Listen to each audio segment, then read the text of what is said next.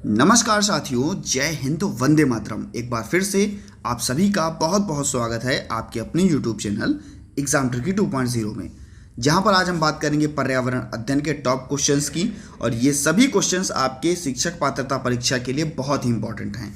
अगर आप कोई भी टीटी का एग्ज़ाम देने जा रहे हैं, चाहे वो यूपी टेट हो, चाहे वो रीट का एग्ज़ाम हो, ऐसे ही कोई भी अगर आप शिक्षक पात्रता परीक्षा देने जा रहे हैं तो भैया बहुत ही इंपॉर्टेंट क्वेश्चन आपको यहाँ पर देखने को मिलने वाले हैं।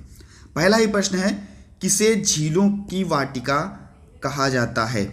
किसे झीलों की वाटिका कहा जाता है? झीलों की वाटिका की बात हो रही है तो भैया 1 लाख से अधिक झीलें यहाँ पर हैं, इसीलिए क्या कहा जाता है? झीलों की वाटिका।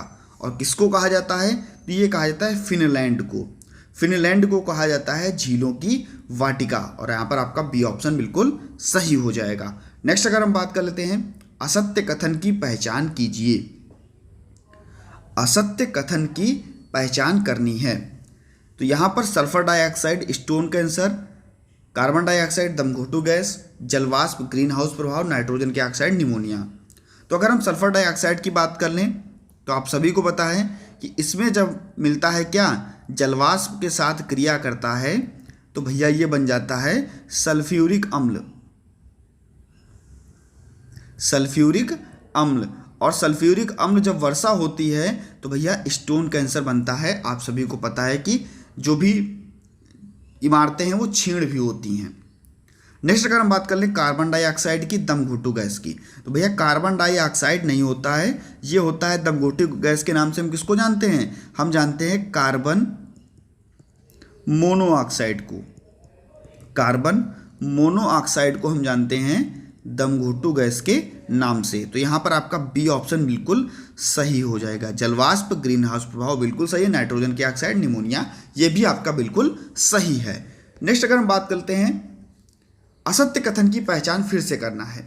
और यहाँ से दोस्तों एक प्रश्न आपका यूपीटीटी में पूछा गया प्रश्न है। ये पिछली बार पूछा गया था कि भिलाई इस्पात संयंत्र कहाँ है, तो वो है आपका छत्तीसगढ़ में। बिल्कुल सही है आपका।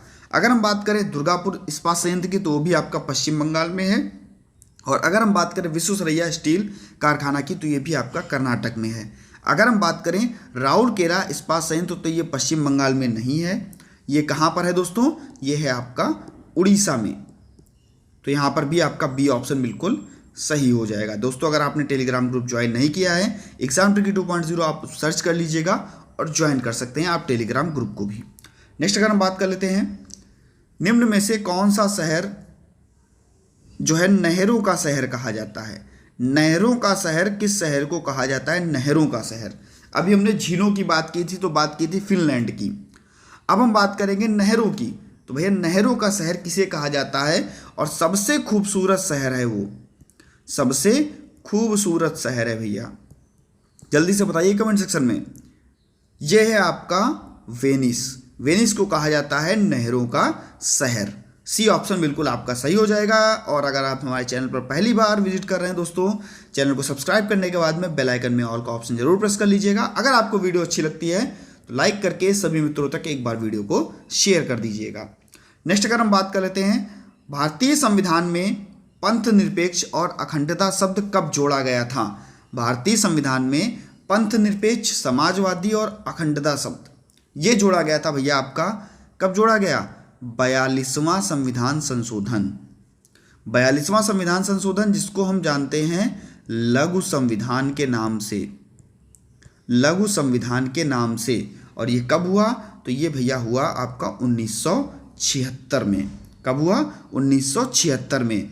तब भैया समाजवादी, पंथ निरपेक्ष और अखंडता शब्दों को जोड़ा गया। सी ऑप्शन बिल्कुल आपका यहाँ पर सही हो जाएगा। नेक्स्ट अगर हम बात करते हैं, एक फसल से प्रश्न लिया गया है कि ऐसी कौन सी फसल है जो अक्टूबर से नवंबर में लगाई जाती है और मार्च से अप्रैल में काटी जाती है? तो हम बात करते हैं क्या वो रबी की फसल है? रबी की फसल के अंतर्गत आपका गेहूं आता है, आप सभी को पता है। आपका कह सकते हैं कि आपका सरसों आता है। तो अक्टूबर में नवंबर में लगाई जाती है और मार्च अप्रैल में काटी जाती है। तो ये भैया आपकी खरीफ की फसल है, जायद की फसल, नकदी फसल या रबी की फसल है। तो मैंने अभी आपको बताया कि जो गेहूं की फसल होती है, रबी की फसल होती है, सरसों की फसल होती है, ये इसका जो टाइम पीरियड रहता है अक्टूबर नवंबर में लगाई जाती है और मार्च अप्रैल में ये काट ली जाती है। इस समय आप लोग देख रहे हो कटाई चल रही है। तो ए ऑप्शन आपका बिल्कुल सही हो जाएगा। नेक्स्ट अगर हम बात कर लेते हैं, ग्रीन गोल्ड क्रांति संबंधित है। ग्रीन गोल्ड क्रांति संबंधित है। अगर हम बात करें भैया रजत क्रांति की, तो भैया अंडा उत्पादन आपका पेपर में पूछा गया क्वेश्चन। अगर हम बात करें व्हाइट गोल्ड की, व्हाइट गोल्ड क्रांति, तो बात आती है भैया कपास की, ये भी आपको याद होना चाहिए। अगर बात करें ग्रीन गोल्ड क्रांति की, तो बात आती है दोस्तों चाय उत्पादन की। बी ऑप्शन आपका बिल्कुल सही हो जाएगा। नेक्स्ट अगर हम बात करते हैं ग्रीन गोल्ड क्रांति, आपको याद रखना है चाय उत्पादन। नेक्स्ट आपका श्रावण की पूर्णिमा के दिन मनाया जाता है, यानी कि श्रावण का जो महीना होता है, श्रावण माह यहाँ पर हम लिख दे रहे हैं, श्रावण माह की पूर्णिमा के दिन मनाया जाता है। ऐसा कौन सा त्यौहार है जो श्रावण माह की पूर्णिमा के दिन मनाया जाता है? हनुमान जयंती, ये भी पूर्णिमा के दिन ही मनाई जाती है। बुद्ध जयंती, ये भी पूर्णिमा के दिन मनाई जाती है। लेकिन श्रावण महीने का जब पूर्णिमा होती है तो रक्षाबंधन का त्यौहार मनाया जाता है। सी ऑप्शन बिल्कुल आपका सही हो जाएगा और वेरी वेरी इंपॉर्टेंट दोस्तों, पेपर में पूछा गया प्रश्न। नेक्स्ट अगर हम बात करते हैं, एक पारिस्थितिक तंत्र में मुख्य रूप से दो घटक होते हैं। पारिस्थितिक तंत्र में दो घटक मुख्य रूप से कौन कौन होते हैं? तो आपको पता होगा, एक घटक होता है आपका जैविक। जैविक के अंतर्गत कौन कौन सी चीजें आती हैं, और एक आपका होता है अजैविक। तो अगर हम जैविक के अंतर्गत बात कर लें तो तीन चीजें आपकी, तीन चीजों में से आपका जैविक के अंदर तीन चीजें, पहले आपका उत्पादक, दूसरा आपका उपभोक्ता और तीसरा आपका अपघटक। ये आता है जैविक के अंतर्गत, पारिस्थितिक तंत्र में जैविक के अंतर्गत। दूसरा आपका अजैविक के अंतर्गत, तो इसमें आता है आपका भौतिक कारक, दूसरा आता है आपका कार्बनिक कारक और तीसरा है आता है आपका अकार्बनिक कारक। तो ये आपको याद रखना है। पारिस्थितिक तंत्र में दो घटक होते हैं, एक आपका जैविक और एक आपका अजैविक।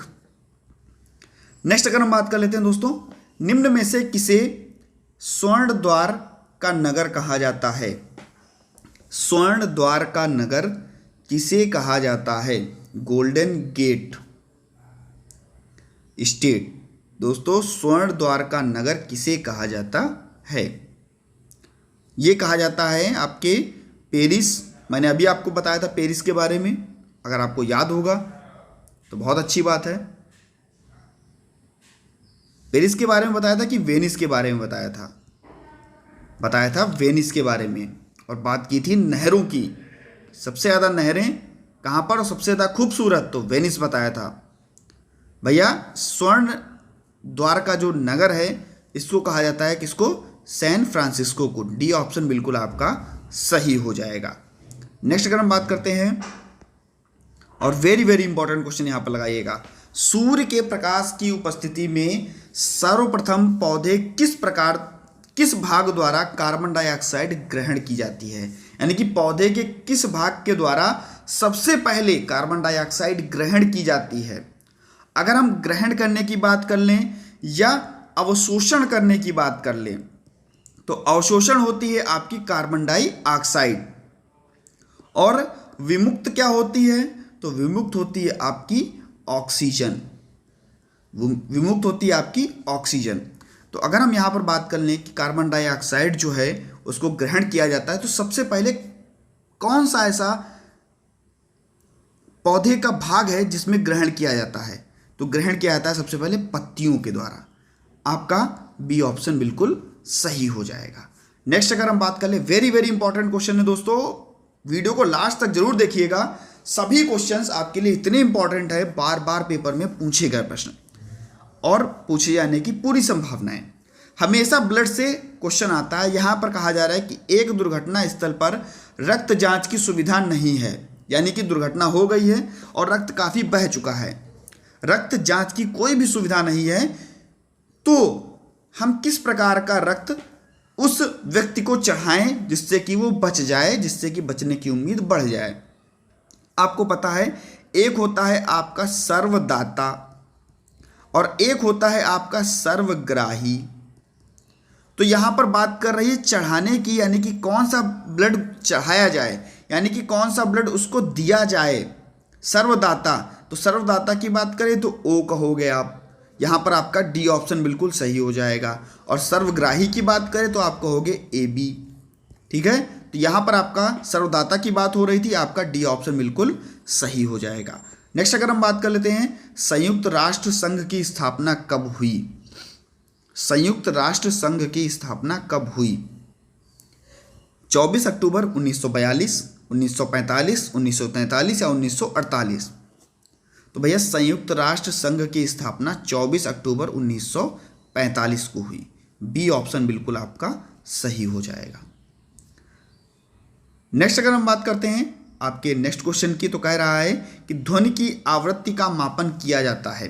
देखिए बहुत ही अच्छा क्वेश्चन है और क्वेश्चन गलत करने वाला है। ध्वनि की आवृत्ति का मापन किया जाता है, ध्वनि की आवृत्ति का मापन किया जाता है डेसिबल, हर्ट्ज या दोनों से। तो भैया अगर बात करें ध्वनि की तीव्रता किससे मापी जाती है और ध्वनि की आवृत्ति किससे मापी जाती है? जब भी बात करें ध्वनि की तीव्रता किससे मापी जाती है, मान लीजिए कि आप बोल रहे हैं बिना माइक के और लोग सुन रहे हैं, तो वो ध्वनि की तीव्रता कहलाएगी और वो भैया नापी जाएगी आपकी डेसिबल से। और आप बोल रहे हैं साथ में माइक लगी है, माइक के द्वारा आवाज़ जा रही है, तो वो ध्वनि की आवृत्ति कहलाएगी और आवृत्ति मापी जाएगी आपकी हर्ट्ज से। यहाँ पर आपका आवृत्ति की बात हो रही थी, तो हर्ट्ज यहाँ पर आपका बी ऑप्शन बिल्कुल सही हो जाएगा। आशा है दोस्तों सभी को समझ में आ रहा होगा, और अगर समझ में आ रहा है तो चैनल को सब्सक्राइब करना आपका पूरा अधिकार है। आप सभी का बहुत बहुत धन्यवाद, आपने चैनल को सब्सक्राइब किया और वीडियो को वॉच किया। नेक्स्ट हम बात करते हैं बहुत ही इंपॉर्टेंट दोस्तों, पराबैंगनी किरणों से क्वेश्चन। कह रहा है कि निम्नलिखित में से पराबैंगनी किरणों में कौन सी सबसे अधिक हानिकारक है? आप सभी को पता है ओजोन परत के द्वारा जो पराबैंगनी किरणें हैं वो रोकी जाती हैं। यूवीए और यूवीबी तो पृथ्वी पर लगभग आ जाती हैं, लेकिन यूवीसी जो है वो सबसे ज़्यादा हानिकारक होती है, सबसे ज़्यादा हानिकारक होती है। तो यहाँ पर आपका सी ऑप्शन जो है बिल्कुल सही हो जाएगा। अल्ट्रा वायलेट किरणें जो आपकी सी होती हैं वो ज़्यादा हानिकारक होती हैं। नेक्स्ट अगर हम बात करते हैं, और very very important, Nanda Devi चोटी प्रसिद्ध है। सबसे पहले आपको पता होना चाहिए कि नंदा देवी चोटी है कहाँ। तो आप कहोगे सर ये है आपकी उत्तराखंड में, और जब भी बात आती है उत्तराखंड की तो आप सभी को पता है क्या शेर के लिए प्रसिद्ध है, क्या चीते के लिए, गिद्ध या फूलों के लिए? भैया कहा जाता है फूलों की घाटी कहाँ है, फूलों की घाटी, और फूलों की घाटी है भैया आपकी उत्तराखंड में। तो फूलों के लिए प्रसिद्ध है नंदा देवी चोटी। और यहाँ पर भैया क्या है, यहाँ पर है आपका नंदा देवी जो राष्ट्रीय उद्यान है वो यहीं पर है, जहाँ पर फूलों की बहुत सारी प्रजातियों को संरक्षित किया गया है। तो ये भी आपको याद होना चाहिए, डी ऑप्शन बिल्कुल आपका सही हो जाएगा। नेक्स्ट अगर हम बात करते हैं, प्रदूषण के संबंध में असत्य कथन की पहचान कीजिए। यानी कि 3 आपके प्रश्न जो है वो सही हैं और चौथा आपका गलत है। लाइकेन वायु प्रदूषण का प्राकृतिक सूचक है, बिल्कुल दोस्तों। ग्रीन मफलर ध्वनि प्रदूषण से संबंधित है। आप सभी को पता है कि रोडें जो हैं उनके बीच में क्या किया जाता है, पेड़ को लगा दिया जाता है, ठीक है। तो इससे क्या होता है कि इधर की आवाज़ इधर, इधर की आवाज़ इधर, यानी कि ध्वनि रोकने का कार्य करता है, और यही है आपका ग्रीन मफलर। तो यहाँ पर भी आपका सही है, ये ध्वनि प्रदूषण से संबंधित है ये। अगर हम बात करें पारायुक्त जल का सेवन करने से मिनीमाता रोग होता है, तो ये आप सभी को पता है, आप सभी ने बहुत बार इसको पढ़ा है।